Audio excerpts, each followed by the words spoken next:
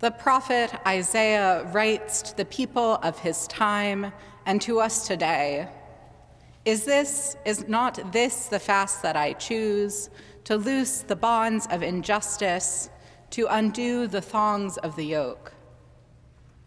And I think that there is a temptation when we hear this passage from Isaiah today to hear it as pitting religious practices and care for the poor against each other.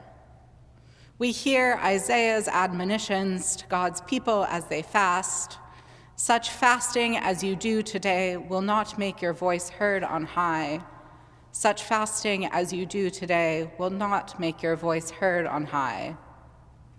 And questions come up for me when I hear the prophet's words. What is the ritual practice that God desires?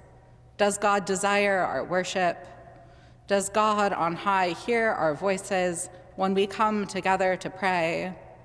Does God desire worship or only social action? And there's one answer that I think is a temptation to attempt to bifurcate our lives. There is a way to look at the prophet's word and think that God does not desire us to honor the days that God and our tradition have set as holy, and that God desires us only to focus on the ethical care of those around us. And yet, I believe that God desires worship, and worship is nothing less than giving of our whole selves and lives as service to God and to others.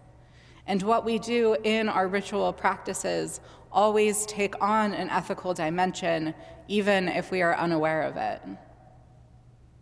Isaiah is speaking to a people in a cultural context where basically everyone is taking part and will continue to take part in ritual worship. Isaiah is not calling for an end to fasting, but an extension of fasting and ritual practice to include care for one's neighbor, an extension of fasting that leads to a change in material conditions for the poor, the hungry, and the homeless. And the prophet is not saying that our religious practices must end, but that they must ever be part of a life where God requires that ritual practice take on an ethical dimension as part of a fully integrated life in service to God and in service to our neighbor.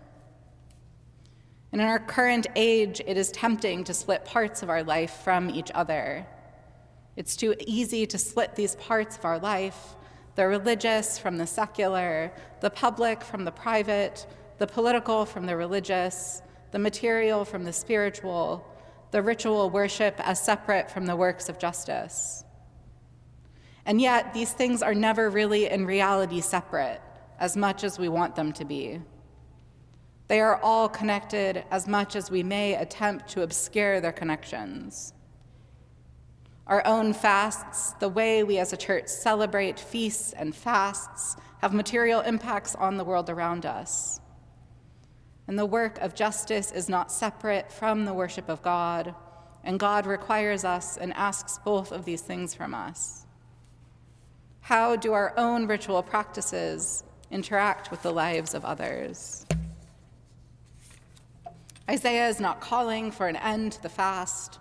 Isaiah is not calling for us to abandon worship of our God so that we may spend more time on the work of caring for God's people.